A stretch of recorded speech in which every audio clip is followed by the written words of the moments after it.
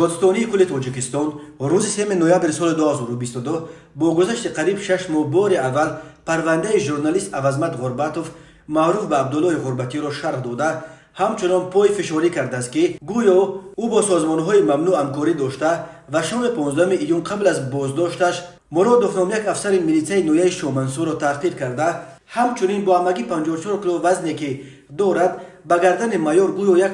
مشت زده است و پگان کتف چپ و 4 تکمه کرته مایور مرادوف را کنده است. خود عبدالله غربتی و نزدیکان او این اتهامات را رد میکنند. حامیان حقوق نیز مقامات تاجیکستان را به تعقیب ژورنالیستان با اتهام بافته و ساخته عیبدار کرده، رهایی تمام ژورنالیستان و بلاگرهای زندان شده از جمله غربتی را طلب دارند. دادستانی می نویسد که شهروند غرباتوف عوضمت عمر علیویچ سنه تولدش 1 آگوست سال 1996، ملتش تاجیک، معلوماتش عالی، خبرنگار آزیا پلیوس، اویلادار، صاحب یک فرزند، پیش سود نشده است، زاده شهر کولاب ولایت ختلان، موقتا استقامت کننده شهر دوشنبه، خودش را در شبکه فیسبوک با نام مستعاری عبدالله غربتی پیوست نموده، با طریق تلفن موبیلیش تمغه ردمی نوت 9 پرو وارد شبکه میگردیده است. بنا به ادعای دادستانی در دوام سالهای 2022 از جانب غرباتوف در فیسبوک چندین مطلب و مقاله ها آشکارا و پرده پوشانه نشر شدند که در آنها پیوسته بدنامسازی سیاست پیشگرفته دولت و حکومت جمهوری تاجیکستان دیده شده. در عمل و کردارهای غرباتوف علامت‌های فعالیت اکستریمیستی جای دارند. دادستانی کل از جمله مثال آورده است که گویا غربتی در یک مقاله‌اش چنین نوشته است: اگر این ملت یک صاحب می داشت، اگر این دولت یک قانون می داشت،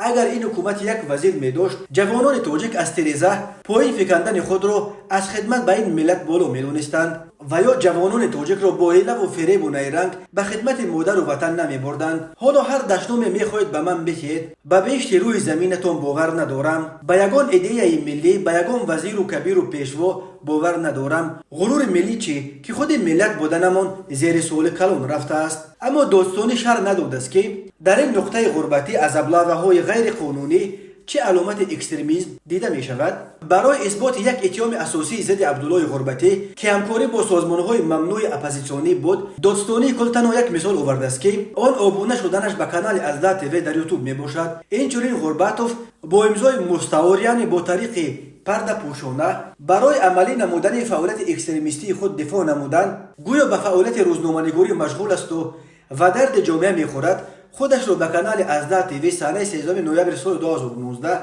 در شبکه اجتماعی اینترنتی یوتیوب اعضا نموده که کانال ذکر گردیده علاقمند به یک اتحادیه دارای خصوصیت اکستریمیستی و تروریستی داشته پیمان ملی حزب نهضت اسلامی منسوب می باشد، نوارهای پهنموده آن را پیگیری نموده برای رنگین سازی برنامه‌های خود استفاده می نموده است. ازدا تیوی یک شبکه خبری است که در ورشو تأسیس یافته به زبان‌های تاجیکی و روسی برنامه پخش می‌کند و در یوتیوب بیش از 100,000 عبونتی دارد. فعالیت این شبکه در تاجیکستان تا حال رسما ممنوع نشده است و دادستانی هم شرح نداده است که چرا عبونه شدن به کانال در تاجیکستان قانونا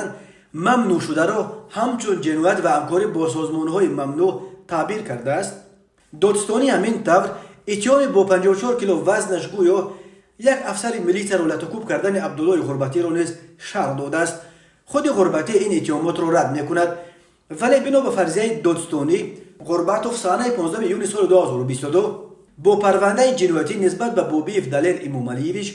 به شعبه وزارت کارهای داخلی یکی در نویه شومنسور شهر دوشنبه برای پرسش همچون شاهد دعوت شده است. تخمینا ساعت 19:30 هنگام برآمدن از بنای شعبه وزارت کارهای داخلی در داخل نقطه گذرگاه نظارتی قسم نوبتداری، هنگام وارد شدن مایور میلیت مرادوف دانسته که نام برده در وقت اجرای وظیفه خدمتی می باشد، سخنهای قبیح زده، دشنام داده، از حیث بدبینی نسبت به مرادوف در حضور شهروندان تحقیر کرده است. غرباتوف کردارهای جنایتکارانه خود را دوام داده، به سخنهای قبیح زدهش، دشنام دادنش و تحقیر کردنش نسبت مایور میلیت مرادوف قناعت نکرده،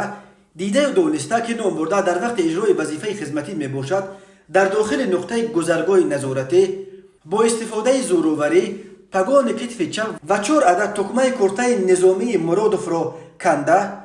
در حضور شهروندان یک مشت به گردنش زده است. عبدالله غربتی بعد آن ماجرا با مایور مرادوف همان شب 15 ایون دستگیر شد و 4 اکتبر سال 2022 دادگاه نویای شامنصور در یک مرافعه پشت درهای بسته که در درون بنای سزا بدون اشتراک اهل جامعه و ژورنالیستان دایر شد، این ژورنالیست تاجیک را به 7 سال و 6 ماه زندان نظامش پرزور محکوم کرد. سازمان‌های حامی حقوق پرونده غربتی را بافته ساخته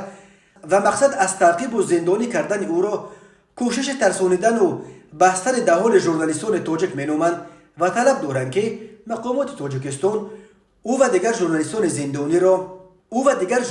زندانی را بلافاصله آزاد کند.